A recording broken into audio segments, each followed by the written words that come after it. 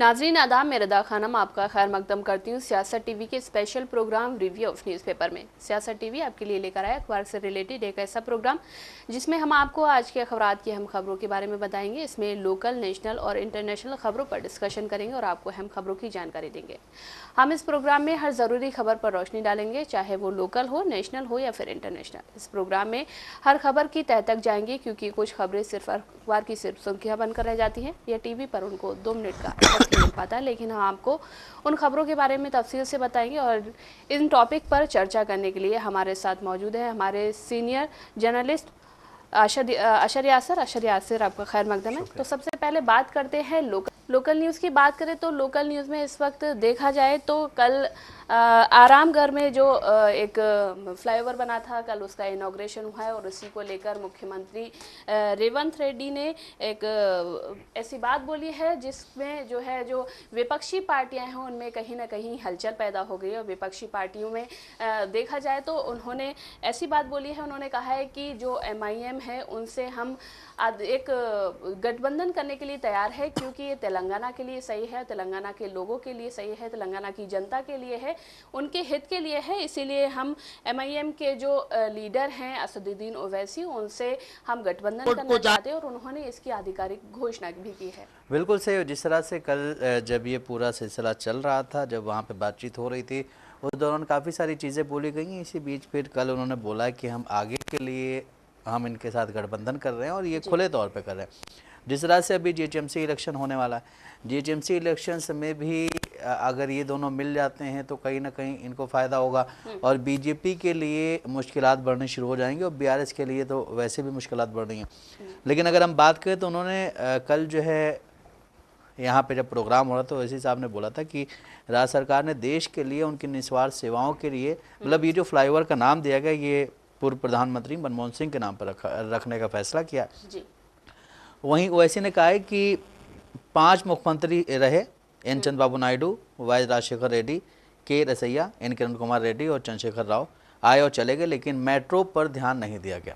हालांकि रेवंत रेड्डी ने old city metro की नींव रखी है। उन्होंने कहा मौजूदा कांग्रेस सरकार ने ट्रैफिक जाम को कम करने के लिए रिकॉर्ड समय में शहर में दूसरा सबसे लंबा फ्लाईओवर बनाया।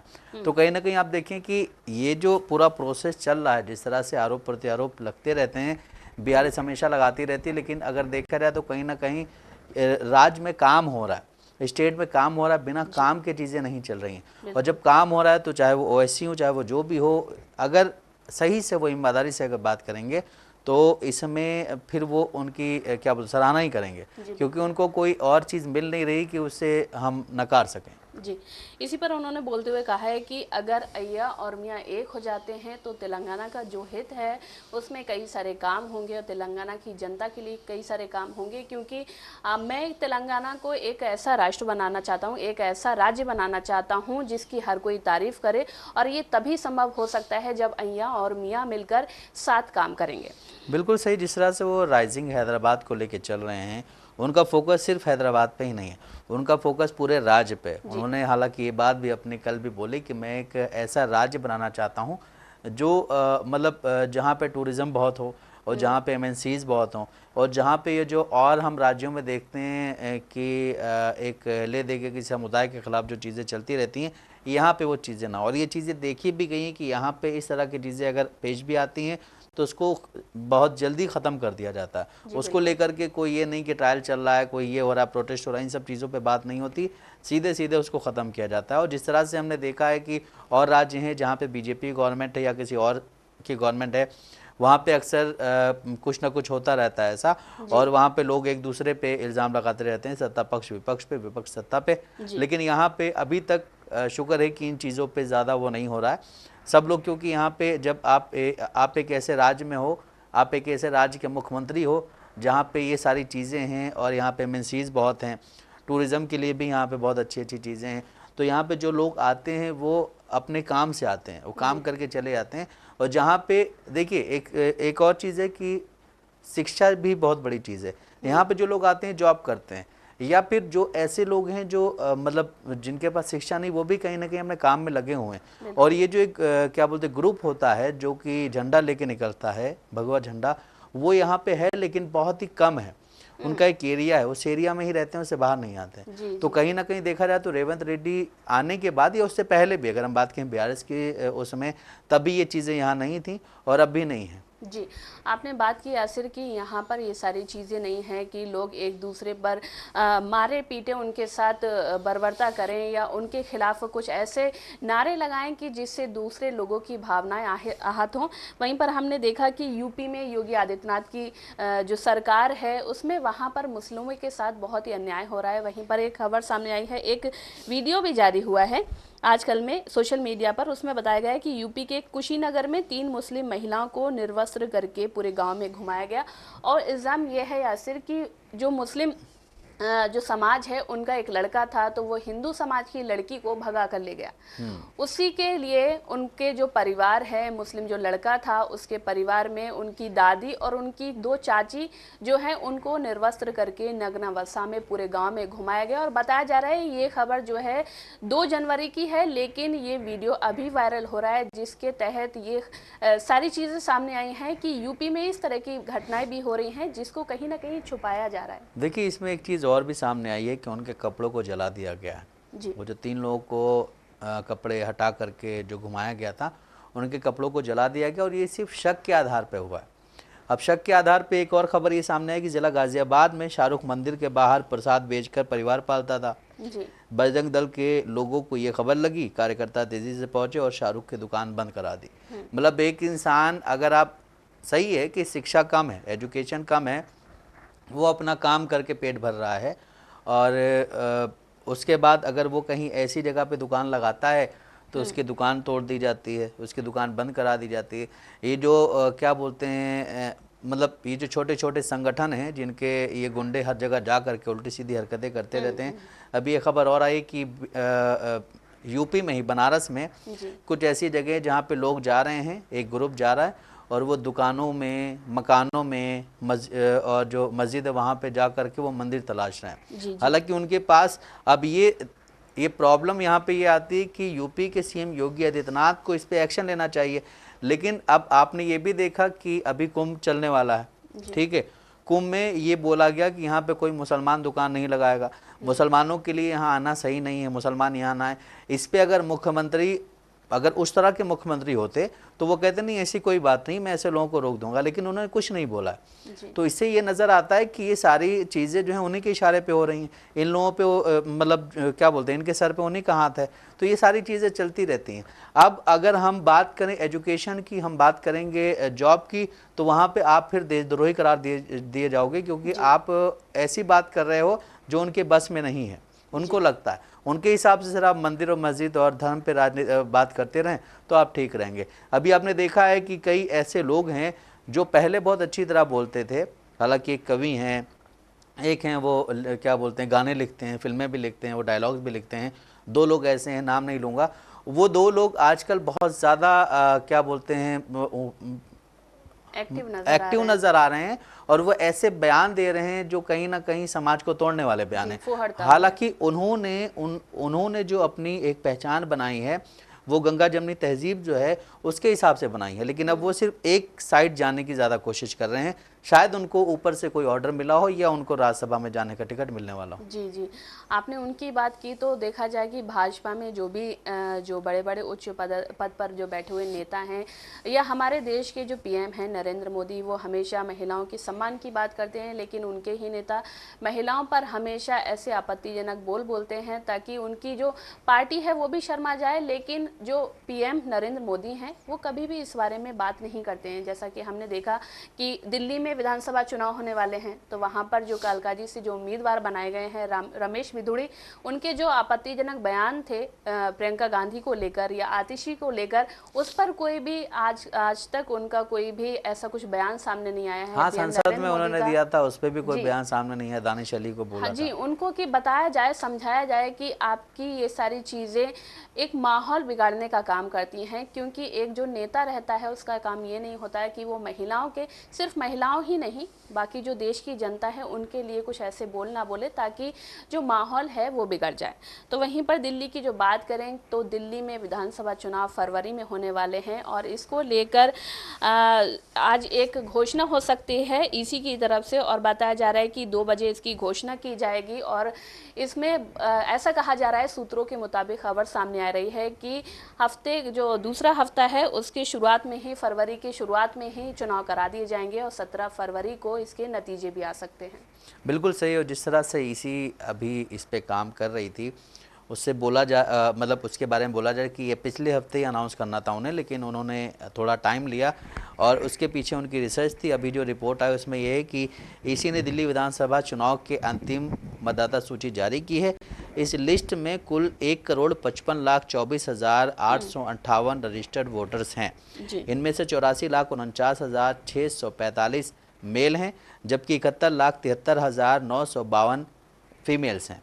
तो अब ये सारे डेटा इकट्ठा करके उन्होंने उसके बाद पूरी तैयारी करके, क्योंकि जब इलेक्शंस होते हैं तो आपको फोर्स की भी ज़रूरत होती है, हर जगह फोर्स होती है, और फिर एक क्या बोलते हैं कुछ वो भी दिया जाता है, पैसा भी, कि इतना पैसा खर्च होना है यहाँ पे। तो ये सारी चीज़ें चलें। लेकिन इसी बीच जब हम दिल्ली चुनाव की बात करेंगे तो वहाँ पे जिस तरह से इंडिया गठबंधन में आम आदमी पार्टी और कांग्रेस साथ में हैं, लेकिन जब दिल्ली में इलेक्शन हो रहे हैं तो दोनों अगेंस्ट हैं, और इसका फ़ायदा कहीं ना कहीं हो सकता है कि बीजेपी को मिल जाए। लेकिन अगर हम बात करें दिल्ली विधानसभा चुनाव जो वहाँ चल रही है सरकार अभी, तो 15 फरवरी 2025 को वो समाप्त हो जाएगा उसका कार्यकाल। पिछले विधानसभा चुनाव की बात करें तो 2020 में भी फरवरी में ही दिल्ली में चुनाव हुए थे। उस चुनाव में जो वहाँ पे अभी सरकार है आम आदमी पार्टी की, उसने शानदार जीत हासिल की थी और सरकार बनाई थी। अब जैसे जैसे कार्यकाल समाप्त होने की तारीख नज़दीक आ रही, दिल्ली में आगामी चुनाव को लेकर के तैयारियाँ काफ़ी ज़्यादा तेज़ हो गई हैं। और जिस तरह अभी आपने इससे पहले बोला कि रमेश भिदोड़ी ने जिस तरह के बयान दिए हैं, उसको लेकर के देखा जाए तो कहीं ना कहीं आम आदमी पार्टी और कांग्रेस दोनों एक दूसरे का समर्थन कर रही हैं। इस तरह की जो पॉलिटिक्स होती है वो गंदी पॉलिटिक्स होती है, और ये ज़्यादातर बीजेपी में पाई जाती है। आप जहाँ भी बीजेपी के लीडर्स देखेंगे वो इस तरह के बयान देते हैं। जिस तरह अभी कल एक और बयान सामने आया था गायकवाड़ का, उसने बोला था कि तुम लोगों को तो बस पैसा चाहिए, 2000 रुपया चाहिए, चिकन चाहिए, गोश्त और वो सब चाहिए, और वोट तो हमें दोगे नहीं, वोट के लिए हमें ढूंढना पड़ता है चीज़ों को। तो ये सारी चीज़ें बीजेपी में अक्सर आम रहती हैं। बीजेपी वाले जो हैं, आपने कल एक वीडियो देखा होगा जो अनुराग ठाकुर का वायरल हो रहा है, कितनी महंगी गाड़ी में चल रहे हैं वो, हालांकि 2 व्हीलर है वो, महंगी गाड़ी में चल रहे हैं। लेकिन वही ये हैं ठाकुर साहब जो कि बच्चों को ये कहते हैं कि तुम्हें हिंदुत्व को बचाना है, तुम्हें रोड पे आना है, तुम्हें जो है अपने धर्म के लिए, अपने सनातन धर्म के लिए संघर्ष करना। आपके बच्चे कहाँ हैं? आपके बच्चे तो पढ़ते हैं ऑक्सफोर्ड में, आपके बच्चे रहते हैं विदेश में, और आप यहाँ के जो बच्चे हैं उनका आप कैरियर बिगाड़ने पे तुले रहते हैं। जितने भी लीडर्स हैं, चाहे वो लीडर्स हों या कोई धार्मिक लीडर्स हों या कहीं के भी हों, ये नहीं कह रहा हूँ मैं इस साइड के हूँ या उस साइड के हूँ, जहाँ के भी हों, कम से कम उन बच्चों का फ्यूचर तो सेफ रखिए। और अगर हम बात करें दिल्ली चुनाव की, तो दिल्ली चुनाव में जिस तरह से अभी जो चीज़ें चल रही हैं उसमें ये है कि पूर्व मुख्यमंत्री अरविंद केजरीवाल इस बार भी नई दिल्ली विधानसभा चुनाव से सीट जो है उससे चुनाव लड़ेंगे। इस बार उनकी टक्कर कांग्रेस के संदीप दीक्षित से होगी। संदीप दीक्षित जो हैं वो काफ़ी एक्टिव रहते हैं दिल्ली में। संदीप दीक्षित जो दिल्ली की पूर्व सीएम थी शीला दीक्षित, उनके बेटे हैं। वहीं बीजेपी को प्रवेश शर्मा भी वहीं से चुनाव लड़ रहे हैं। प्रवेश शर्मा को लेकर के एक चीज़ सामने आई थी कि उन्होंने महिलाओं को पैसे बांटे थे। हालांकि उसको लेकर के ईडी को पता नहीं किसको किसको नोटिस दिया गया था, लेकिन खैर वो बीजेपी के हैं। केजरीवाल ने हमेशा इस सीट से ही चुनाव लड़ा है और यहाँ उनकी मजबूत पकड़ है। नई दिल्ली सीट को वीआईपी सीट माना जाता है, जिसके चलते बीजेपी और कांग्रेस दोनों ने अपने प्रमुख नेताओं को उम्मीदवार के तौर पर उतारा है, जिससे मुकाबला और भी रोचक हो गया है। वहीं दूसरी ओर दिल्ली के जो मुख्यमंत्री आतिशी, वो कालकाजी सीट से चुनाव लड़ रही हैं, जहां उनका सामना कांग्रेस के अलका लांबा और बीजेपी के पूर्व सांसद रमेश भिदोड़ी से। रमेश भिदोड़ी ने ही अभी उनके बारे में अनाप शनाप बोला था, जो भी बोला था, लेकिन उसके बाद भी कल जब पीएम वहां गए थे दिल्ली में किसी प्रोग्राम में, तो रमेश भिदोड़ी उसी मंच पर बैठे थे। तो इससे ये नज़र आता है कि आप जितना भी उल्टा सीधा बोलेंगे, आपको पीएम मोदी के साथ बैठने की उतनी ज़्यादा क्या बोलते हैं वो मिल जाएगी स्पेस। इन सारी चीज़ों को देखकर यासिर ऐसा लगता है कि कहीं ना कहीं जो ऊपर जो बैठे नेता हैं उनको उनका समर्थन इन लोगों को प्राप्त है, तभी ये सारी चीज़ें बोल पाते हैं, और फिर बाद में जाके इन लोगों के बीच में बैठते हैं, इन लोगों के साथ बैठते हैं, तो भाजपा का यही कहना है कि महिलाओं की सम्मान की बात करें तो कहीं ना कहीं अपने नेताओं को भी समझाएं कि इन सारी चीज़ों से दूर हटें। और अगर जनता आपको देखती है उनके साथ बैठकर तो जनता के मन में भी एक सवाल आता है कि वाकई में क्या आप जनता के साथ हैं। देखिए, जनता के साथ की बात तो अभी हमने कल भी पढ़ी थी कि अजीत पवार ने एक बयान दिया कि तुमने मुझे वोट दिया तो मुझे खरीद तो लिया नहीं है, मैं अपने हिसाब से काम करूंगा, ठीक है। तो अब जब इलेक्शंस, ये काफ़ी सारे मीम्स भी आते हैं और काफ़ी सारे वीडियोस भी इस पे बनाए जाते हैं सटायर के तौर पे कि जब इलेक्शन होने वाले होते हैं तो वो जनता के पैर में पड़े होते हैं, उसके बाद जनता उनके पैर में पड़ी होती है 5 साल तक, अगर वो जीत जाते हैं तो ये चीज़ें आम हो गई हैं कि जब इलेक्शंस आने वाले होते हैं, आपने देखा होगा नरेंद्र मोदी जो प्रधानमंत्री हैं वो भी जाते हैं और बहुत बड़ी बड़ी बातें करते हैं। उसके बाद फिर वो, अभी आप देखिए कि जिस तरह से अभी हरियाणा में चुनाव था, हरियाणा में गए और पता नहीं कितनी कितनी वो की थी भविष्यवाणियाँ, वहीं किसान आंदोलन करें उस पर आज तक उन्होंने कुछ नहीं बोला है, मणिपुर पे अभी तक उन्होंने कुछ नहीं बोला है, और भी कई सारे ऐसे मुद्दे जिन पे उन्होंने कुछ नहीं बोला है। लेकिन फिर भी हम ये देखते हैं कि एक तबका ऐसा है, चाहे वो एजुकेटेड हो या अनएजुकेटेड हो, वो इन जैसे लीडर्स को लेकर के ज़्यादा वो रहता है कि हाँ इस मतलब ये लीडर हमारे साथ रहना चाहिए। लेकिन जब आप काम नहीं करेंगे, आपकी सरकार में सिर्फ उल्टे सीधे काम होंगे। अभी आप देखिए कि उत्तर प्रदेश में सिर्फ खुदाई हो रही है, सर्वे हो रहा है, कुंभ हो रहा है, वहाँ पे आप किसी मुसलमान को ना जाने देंगे, ना किसी को वहाँ पे दुकान लगाने देंगे। ये सारी चीज़ें आप कहीं ना कहीं ले दे के एक समुदाय को टारगेट कर रहे हैं। और एक समुदाय ही नहीं, अभी आप देखिए कि पिछले दिनों पीएम मोदी ने विश किया था क्रिसमस पे जी, योगी आदित्यनाथ ने क्रिसमस पे विश किया था, लेकिन लखनऊ में ही एक चर्च है जहाँ पे वो अपनी प्रेयर कर रहे थे, ये लोग चले गए हनुमान चालीसा पढ़ने के लिए। तो आप मतलब किस मुंह से ये बातें बोलते हैं, आप किस तरह से बोलते हैं कि आप ही के कार्यकर्ता, जो आपकी बनाई हुई शाखाएं हैं, वो आरएसएस की बनाई हुई शाखाएं, वीएचपी हो गई, बजरंग दल हो गई, ये सारी चीज़ें, ये जो है ये सिर्फ एक्टिव इन्हीं चीज़ों के लिए रहती हैं। और यही वो लोग हैं जो कि जॉब के लिए अगर कोई प्रोटेस्ट कर रहा होता है तो उसको जा करके उठाने की कोशिश करते हैं। अगर मतलब कोई भी ऐसी चीज़ हो रही है जिस पे प्रोटेस्ट हो रहा है जो देश हित में है, जो कि राष्ट्र के लिए जो हमारा हक है, हमें चाहिए, लेकिन उस पर आप बात नहीं करते हैं। आपको अगर कहीं 2 लोग बैठे मिल गए तो आप उनसे कहेंगे अपना सर्टिफिकेट दिखाओ कि तुम शादीशुदा हो कि नहीं, अपना सर्टिफिकेट दिखाओ तुम हिंदू या मुसलमान हो। ये सारी चीजें आप देखिए आम हो गई हैं, लेकिन इससे कोई फायदा देश को होने वाला नहीं है। देश को फायदा जब भी होगा जब सब एकजुट होकर के काम करेंगे और सरकारें अपने हिसाब से जो है पूरी क्या बोलते हैं ईमानदार रहेंगी और वो लोगों को शिक्षा और क्या बोलते हैं रोजगार, ये सारी चीजें देंगी। अब अगर कहीं पे कोई मेला लग रहा है, वहां पे कोई मुसलमान बेचारा अपनी दुकान लगा लेगा, 2 वक्त की रोटी उसे मिल जाएगी, तो उससे किसी क्या नुकसान होगा। जी, आपने बात की यासिर की जो नरेंद्र मोदी हैं उन्होंने क्रिसमस पर लोगों को विश किया था, तो वहीं पर देखा जाए पिछले दिनों जो अजमेर में जो उर्स चल रहा है उसके लिए भी उन्होंने चादर भेजी है और उन्होंने ये चादर 11वीं बार भेजी है। और वहीं पर जो कुछ हिंदू समुदाय के जो लोग हैं, जो कार्यकर्ता हैं एबीवीपी के या बजरंग दल के, उन्होंने एक शिकायत दर्ज कराई है कि और उन्होंने एक आह्वान भी किया था पीएम नरेंद्र मोदी से। उन्होंने कहा था कि ये चादर ना भेजे क्योंकि ये इससे हमारी भावनाएं आहत होती है। तो उन्हें ये सोचना चाहिए कि ये किसी के नहीं है, ना ये हमारे ना ये किसी और के हैं जी। ये तो हमारी बात नहीं मान रहे, हम तो इनके पीछे लगे रहते हैं, हम इनके पीछे अपने भाइयों से दुश्मनी लेते हैं, अपने बच्चों को बर्बाद कर रहे हैं इनके लिए, अपना जो भविष्य है उसको बर्बाद कर रहे हैं नेताओं के लिए। लेकिन ये नेता सिर्फ और सिर्फ अपने लिए हैं, ये अपने लिए हैं और सिर्फ ये सेल्फिश हैं क्योंकि ये सारी चीज़ें सिर्फ अपने बच्चों के लिए और सिर्फ अपने लिए करते हैं। बाकी लोग क्या करते हैं उससे इन लोगों को कोई लेना देना नहीं रहता है। और वहीं पर आपने बात की संभल की कि संभल में हर जगह खुदाई होती है और दूसरे समुदाय को किसी न किसी तरह से परेशान किया जाता है। तो वहीं पर सोशल मीडिया के ज़रिए खबर सामने आई है यासिर कि जो संभल में जो मारे गए थे उन्हीं के लोगों को उठाकर जेल में बंद किया जा रहा है, उन्हीं के लोगों पर एफआईआर की जा रही है और सिर्फ मर्दों पर ही नहीं उनकी औरतों को भी घर से उठाया जा रहा है। देखिए सरकार जो है यूपी की वो सिर्फ अभी कुंभ में लगी हुई है और उसने जो प्रशासन है उसको इन चीज़ों में उलझा दिया है कि मतलब आप लोग इन चीज़ों में लगे रहो, उधर कुंभ चलता रहेगा।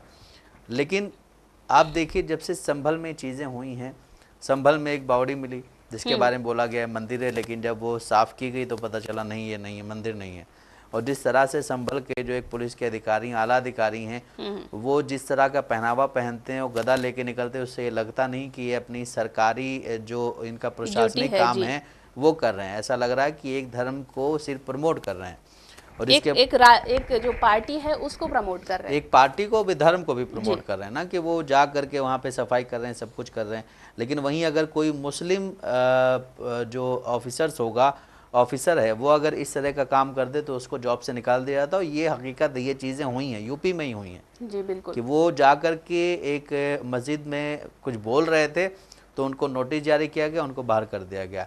तो ये सारी चीज़ें जब आप एक धर्म पे करोगे तो कहीं ना कहीं ये आपके लिए आगे चल के मुसीबत बन जाएगी, क्योंकि आप सत्ता में हमेशा रहने वाले नहीं हो।